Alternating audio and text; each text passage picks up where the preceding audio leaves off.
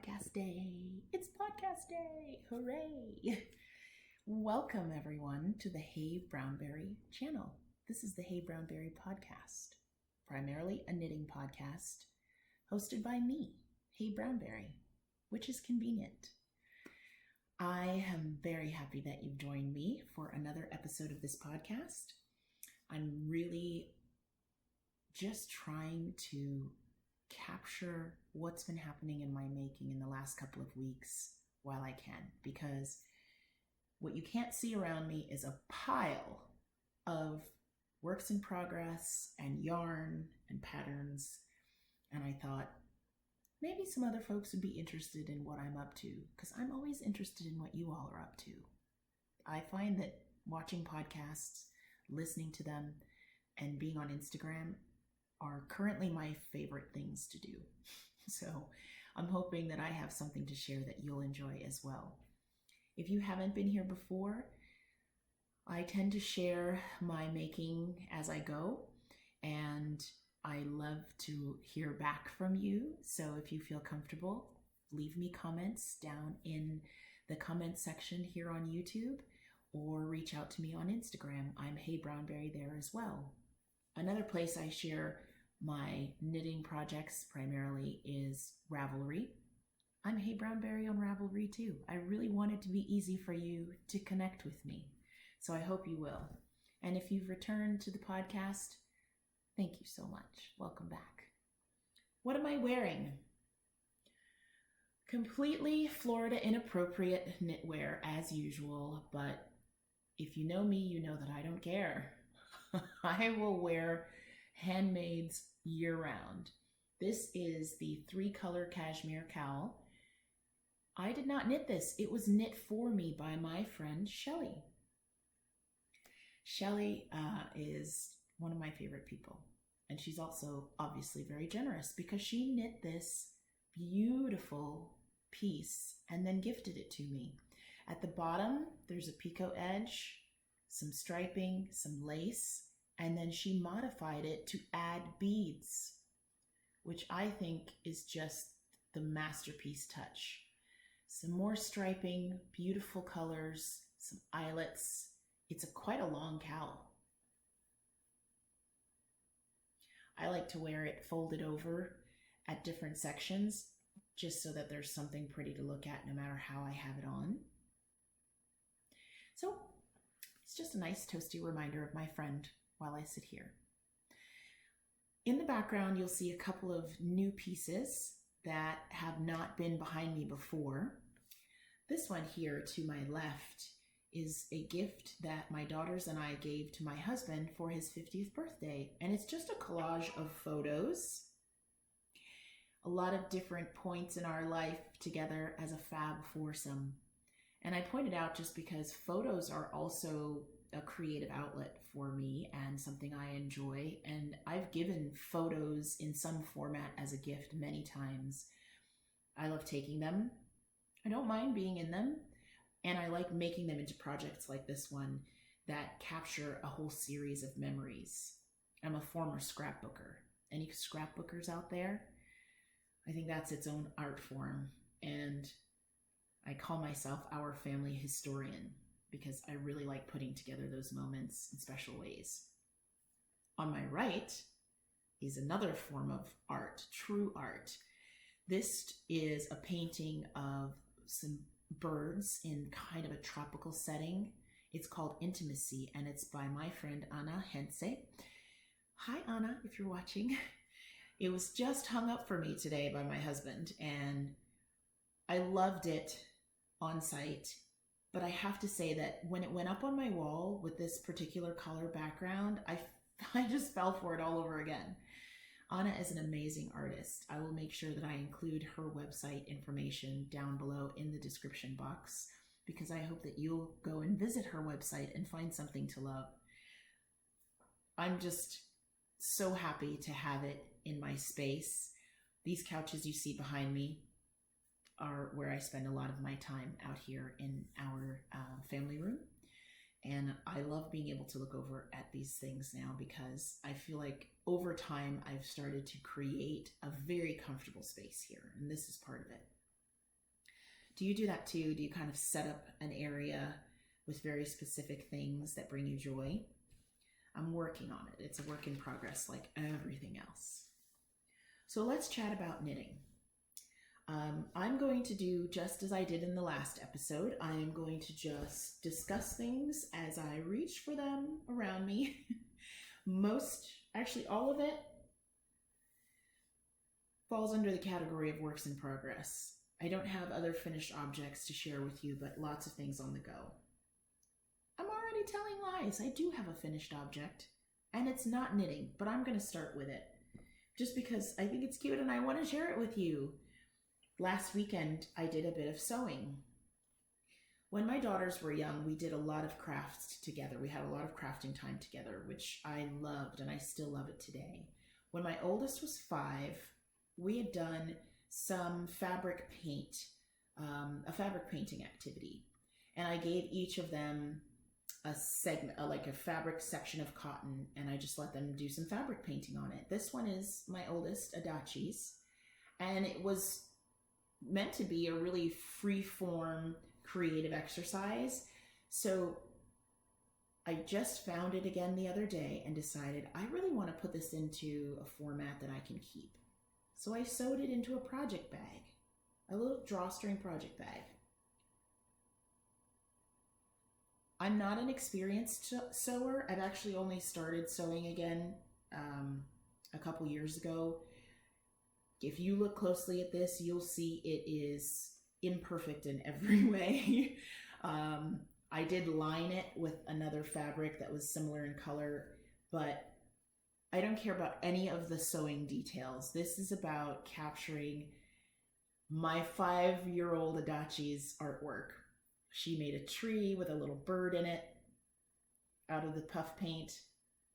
And if I turn it this way, you'll see that she allowed me to help her, so I did a little flower outline that she then filled in. We wanted to commemorate when it was done, so we put a nice number 5 on it. And then she just made like little random abstract art creatures. So now it's a small project bag, treasure tote, keepsake. And I'm really happy with it. I just came up with this idea that it would be a way to keep this thing that she made, and she loves it too, which makes me even happier. Very simple, small enough for a sock project or a hat project, but every time I look at it, I get to remember those moments of making with her, and she's obviously allowed to use it too. She's also a knitter. So that is a finished object. In fact, the piece was long enough that I was able to make 2 bags out of the original. So I made 2 drawstring bags just using different sections of the fabric. So we can each have one. Oh, the light's getting better. We'll have a little bit of variation in light today because it is slightly overcast outside, but I'm going with it. I'm trying not to let technical things be the reason I don't keep in touch with you all, because then weeks go by and I haven't connected with you, and I don't like that. So that's something that I'm keeping nearby because another project is always on the way. Works in progress for knitting. The last time we spoke, I showed you the yarn that I intended to use for another sweater project. This one is not for me. It's for a friend of mine. Her name is Houston. We call her Houston. That's part of her name. I'm keeping it in my Kim the Crafty Nomad Afro Diva bag. If you guys haven't seen Kim's work before, check out Ebony Pearl on Etsy. I'll put that information down below. This is a very popular fabric that Kim has used in bags, and it's a big one, good for sweater size. So I'm keeping this Georgetown cardigan by Ana Fettig for my friend Houston in this bag, and here is my progress so far. The first time I knit this sweater for myself, I knit it in pieces. So I did the body in pieces and seamed it up, and I seamed the sleeves and attached the sleeves at the shoulders. So there was a lot of assembly work. This time I've decided to do the other version of the sweater, which is in the same pattern, to knit it. It's a cardigan, but it's knit in one piece. So I'm making the body right now, started at the bottom, going bottom up with some 1x1 rib. And then it's stockinette for a good long way, knit flat, back and forth. There is waist shaping included, so I've marked here the areas where I've done some decreases. I started out with some progress keepers and then just took whatever was closest to me, which happened to be some pieces of yarn, to mark the increments of decreasing. You know, you just use what you have on hand. I'm marking the front panels separate from the back with these stitch markers. And then at some point, once this part of the body is done, I'm going to create sleeve caps for this underarm portion of the body. Well, I guess it would really be this underarm portion of the body on the back. The sweater includes a very large shawl collar, which is ribbed. I'll show you what that looks like. This is Georgetown. It's a side profile view of it. So you can see that. So it's a long sleeved cardigan with a large shawl collar, and I'm working on it this time sort of in larger pieces, so there won't be much seaming other than at the underarms.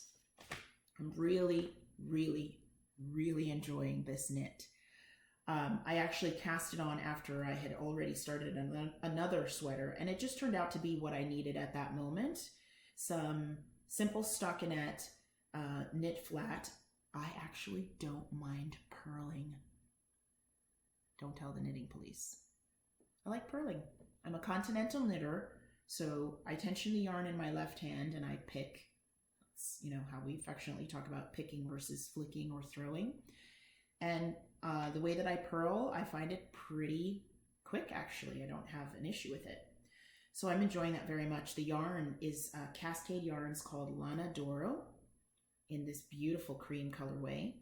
The details for the project and my notes on it so far are on Ravelry, so feel free to check that out if you want some more information. This is a 50-50 wool alpaca blend, and it is like a cloud. I used this same yarn for the first sweater that I made for myself, and I loved it then, but I'm almost positive that this feels softer. My friend Kelly of the Celtic Cast-On podcast said that it's possible it is softer because it's very likely less processed, not having been dyed or anything.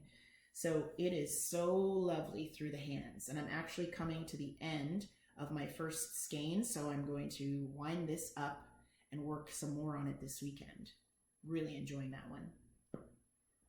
My other work in progress on somewhat larger scale is a sweater as well. And the last time I showed this to you, I believe I had cast it on, but I actually frogged what I had started for this sweater and started over again. So now I'm showing you my progress to this point. This is the beginnings of my Brickyard. Brickyard sweater is by Elizabeth Doherty, my friend. She goes under the design name of Blue Bee Studio. So I want you to see the texture in the top part of this pattern so far. This is the brickwork pattern of the Brickyard sweater. And you start with the back and a portion of the shoulders, and you work from there top down. Elizabeth is a designer of genius level, in my opinion. And I have learned with this pattern to just trust the words as written. She gives great detail.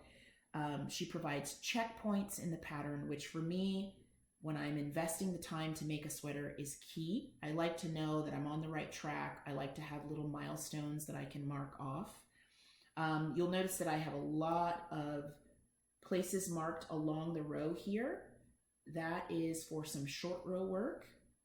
And you may also notice that I've reached a milestone in creating this braid accent. Let me show you the pattern. Keeping it in my folded notebook here. This is Brickyard. So if you look closely, you can see that braid that goes right across the top of the chest portion. And it also is repeated on the back. Won't give away too much of the pattern itself, but here's that accent detail again. That's where I am. I am now obsessed with this knit. I gave myself some frustration with it at first because, I don't know, it's hard to explain. I was sort of fighting the pattern instead of following the pattern. And the Brickyard pattern itself is very simple to execute. And it's even the type of knitting that is easy to read. So as you're going through the short row section, you can really look at the stitches and know what you should do next. But sometimes your mind is just not at a place where it matches what you need to do in your knitting. Have you ever come across that? On paper, something seems simple, and yet you keep having to frog it or you know, tink back, and you can't really figure out why. That was me the first go around. Nothing to do with the instruction, everything to do with me just not being in the right mindset at the time to let go and knit. When I started again, I was ready. So I made a lot of progress from that point forward. And I have to give Elizabeth great kudos because I reached out to her with a question. She was very responsive and it clicked. It made sense. So that allowed me to keep going.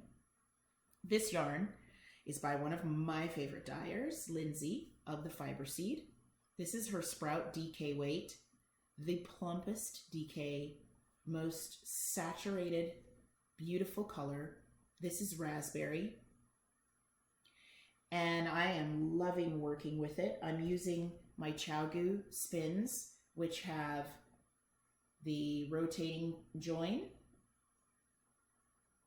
which is great for when you have a wider piece or a big circular piece because it doesn't kink up and cause you to have to do a lot of pulling. The needles just rotate and make it very smooth. And in combination, these wood tips with this yarn, perfection. Again, that's the Fiber Seed Sprout DK. Loving it. I had big dreams of having most of this sweater done before my upcoming trip to Scotland for the Edinburgh Yarn Festival. Not sure that's going to happen. However, I am hopeful that I can get to a point in the pattern where I'm just knitting. As you can see, the body of the sweater is mostly stockinette. So if I get to that point and I'm just working my way down through the body, I think that's a very appropriate travel knit. I can hope. The Georgetown is also going to be at a point soon where there's not much thinking involved and I can do some social knitting, chat, and knit at the same time. That's the plan. And just since I'm showing you bags, I'm keeping my Brickyard sweater in this wool stock bag. I got that from Natalie at Remembrance's Pottery, and I've adorned it with a button badge to identify myself as a maker from Sugar and Sloth. Sugar and Sloth is a UK company that makes the coolest pins and button badges and cards and other things with these adorable characters on them. If you look at my Instagram feed at heyBrownBerry, you'll see that I've posted about Sugar and Sloth before. So I love having, you know, different pins on different bags, and I keep my full project in here, including the folder.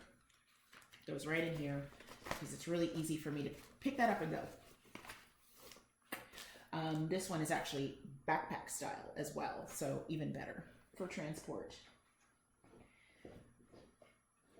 The next thing that I'm working on is something that I haven't touched in a little while, actually. It's a sock project, and I have a half-finished object.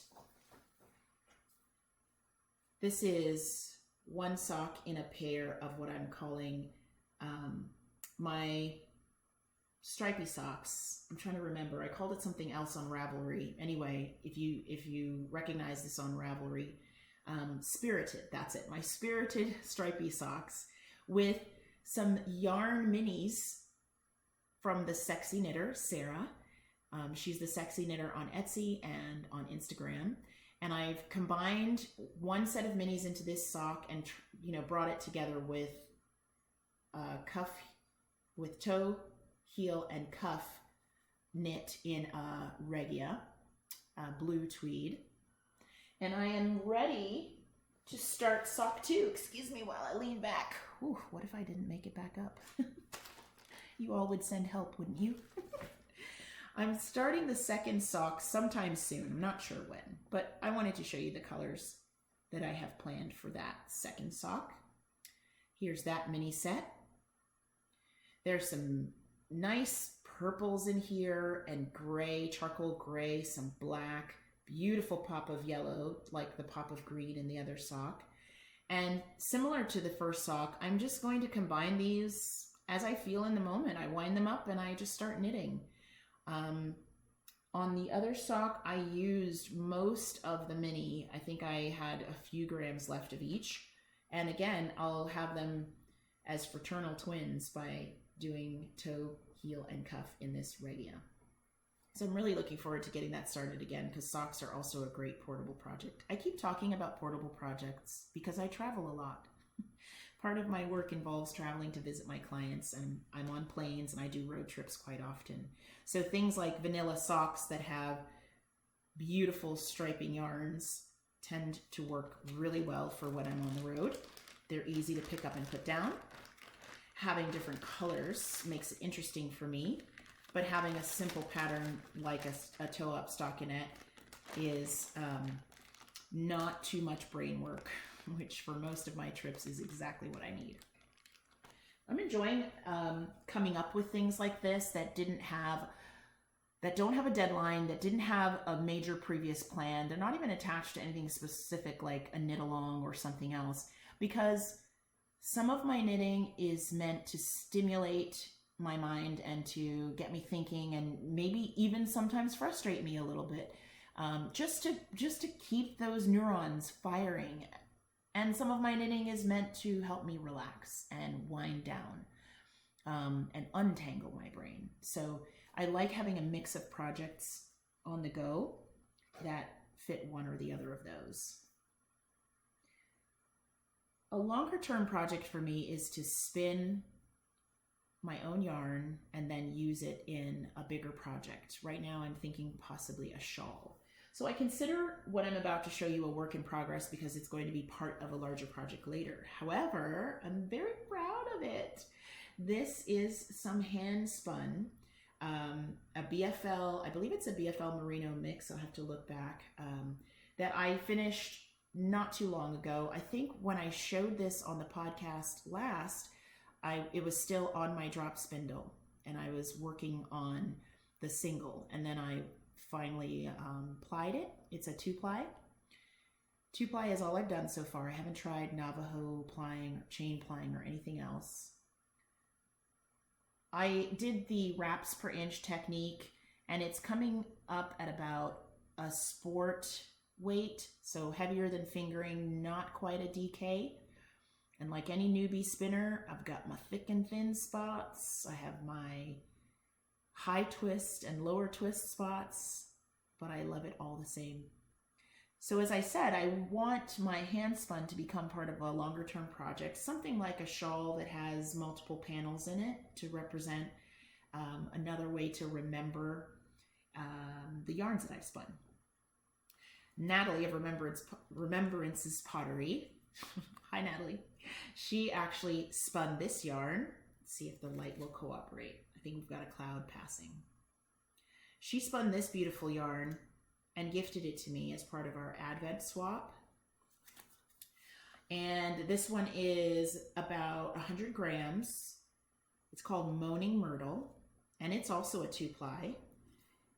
And when I put these two together, I start seeing that future shawl project take shape. There's a bit of the blue in here that ties in, and who knows if these will end up next to each other in the shawl. Doesn't really matter at this point. I just like having the start of a stockpile of yarns that I can use in that future project. I like the idea that Natalie can be part of it in this way, and that I am commemorating my own spinning journey as well. So I think they'll go well together, potentially next to each other or at different sections of that project.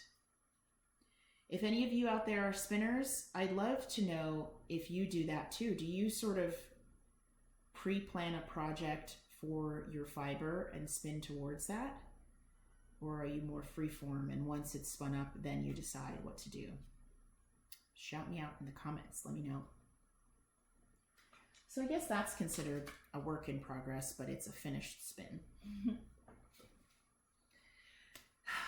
I like the ease of being able to just reach for things around me and tell you guys about it. I hope you're enjoying that too. A project that I have not worked on in a while, another project I haven't touched in a little while, lives in this bag, which is made from an eco-printed fabric. This top fabric was eco-printed by Maria of Ninja Chickens. That's the front side. Well, who knows the front and the back? I'm calling it the front side because that's where I put my pins. This is one side, and here's another. And this was printed by Maria, but it was done in collaboration with a friend of hers, Ashley. Hope I'm getting that name right. I believe she's, I will link to Ashley down below. I don't like saying the wrong name or steering you guys wrong, but it was a collaboration between Maria and a friend of hers. Maria eco-printed this fabric, and then, let's see, Twist Fiber Studio is the name of the company. She sewed this beautiful sturdy brown fabric on the bottom and added this awesome leather toggle. I just love this bag so much, and it goes so well together, these two pieces.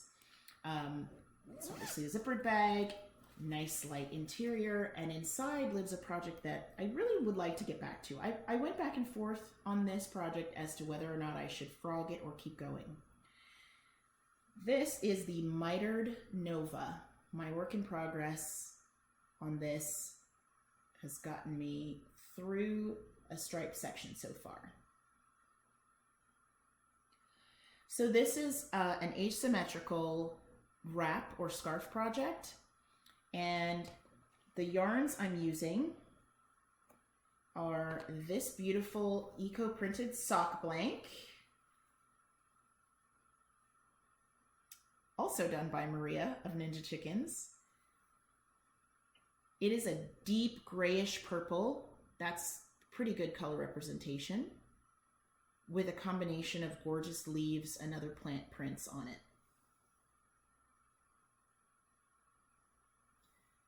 I adore working from Maria's sock blanks. She does have them available periodically on her Etsy shop. I'll give you guys a bit of a close-up. This is a single-stranded sock blank. This one actually was dyed with logwood. It was printed with black walnut, aronia, marigold, and nasturtium. It's a 75% superwash merino, 25% nylon blend. Maria is now coming out with non-superwash, well, I'm sorry, she's coming out with washable sock blanks that have been treated with a much better process so that they can be washed. So not the typical superwash process that many of us are trying to kind of move away from. She talks about that in her podcast on the Ninja Chickens channel. So she's going to have those eco-printed sock blanks available very soon. And I hope to get some. So this is one of the yarns included in my Mitered Nova. You can see the darker stripes of it here. And the beauty of knitting with a sock blank is that it does its own variation as you go. Just whichever part of the sock blank you reach, you get pops of color, you get a bit of striping. It just makes it really interesting. The other main color is one that I dyed. This is my raw honey yarn from our shop, our Etsy shop that I own with my oldest daughter Adachi. Is called Dynamics Yarns. And this is one of the naturally dyed yarns from our shop we call raw honey. And there's some pomegranate and croton plant dye in there. And I just thought The two went really well together. So that's the other main body yarn in my Mitered Nova. The Mitered Nova is a design by Shanel. They go by Piperell online. It's a beautiful design. I don't have a photo of it here. I don't have the pattern photo, but I will definitely link to that pattern. It's a great knit. It's got this beautiful center double decrease for a little texture. You can see it's got this kind of directional thing happening. It's squishy garter stitch. It has a bit of easy lace edging, but I got to the next section where I meant to do some lace and I just got stuck. I started working the lace pattern and I think once again, my brain wasn't at the point where I was ready to do that kind of knitting, and I put it down. I want to pick it back up again. I own one of these Mitered Nova scarves from Shanel that she made and gifted to me from some lace weight gradient yarn. It is gorgeous. And I love the style of it. It's something I know I'll wear. But again, I just got stopped working on it. I'm sure that happens to you too. If you have some whips that you were excited about at first and then something happens along the way and you lose your steam, you lose your mojo, you lose your momentum. I would like to regain my mojo on this project because I love the yarns I'm working with. I love the way it's turning out so far. And Shanel does a really good job of pattern design. She does a good job of explaining the lace section, and I think it was more me just not being ready for that section. So I'm going to give it another go at some point. It's been in my bag instead of in my hands for too long, so it's time for me to get back to it. And again, that's the Mitered Nova by Piperell. Putting it back in this lovely bag, and I want to tell you guys a little bit about the pins that are on here. Give me some feedback. Is this the kind of thing that you like to hear about? Where I get these bags and pins and other things from? Because I love highlighting other makers. I can't help it. I do have a collection of yarns and bags and pins because I'm a fangirl of many people. I'm not ashamed of that. And I hope that if you see something you like, I can help you connect with that maker. So on the bag, I think it was appropriate to have a Ninja Chickens pin. And Maria has had those available in her shop. There's a little chicken sitting in a nest of beautiful leaves and yarn, which I think is so clever. And also, Christopher the bear. Christopher is a travel companion bear. He's got his backpack ready. He's got his map, his compass. And based on the description from the Sugar and Sloth card, he brings snacks. And that makes him a very good travel companion. I love this pin so much. So what I've started doing is putting my project bags in a big tote. And from time to time, I just pull out a project bag and work on a project. And then I'll put it back, and maybe later on I'll come back to it and pull out a different project bag from that tote. Here is that tote.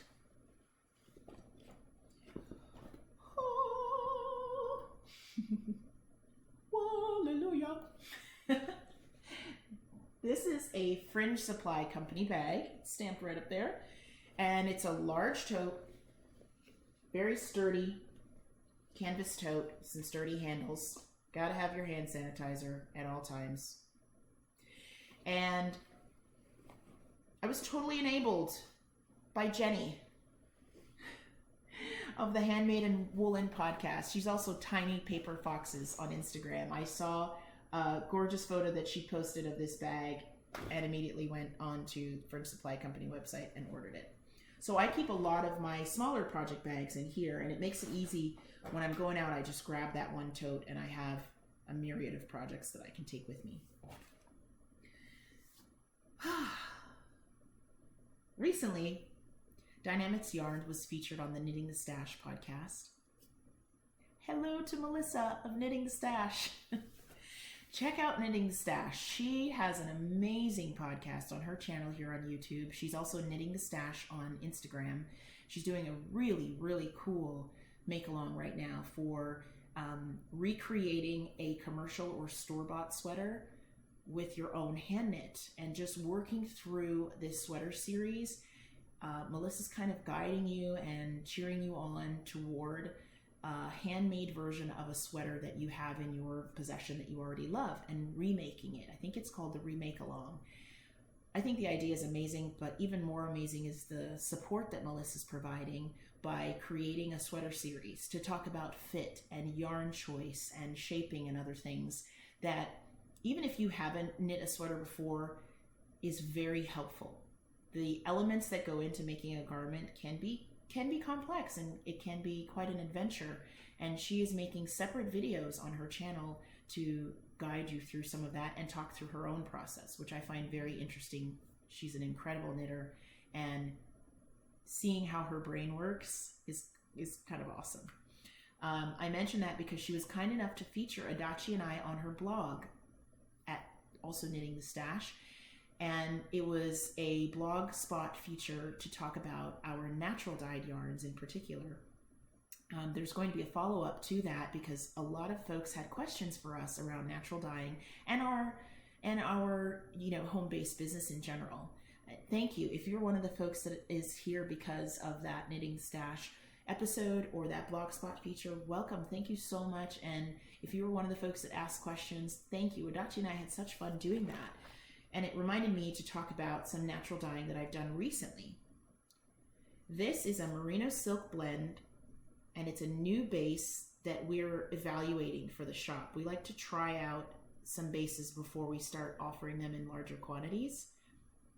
Sun is being kind and coming back out so you can see it a bit better. It is a baby soft pink on a merino silk blend, and it was dyed with avocado peel and avocado seeds that I cut up. The mordant that we used, the mordant is the substance that you use to fix the color to the yarn, was alum sulfate. We did use a little bit of citric acid in this one to push the color and push the pink a little bit more and fix it to the yarn. Love this base. Very soft merino silk base, but with a lot of structure. And I love this technique. Now, the only thing about avocado dyeing is that it takes quite a bit of avocado peels and pits or seeds to get color. So we're going to continue doing that, but we just have to find a better way to get access to that avocado material. But we're going to keep going. We love natural dyeing, and we're going to keep going with it.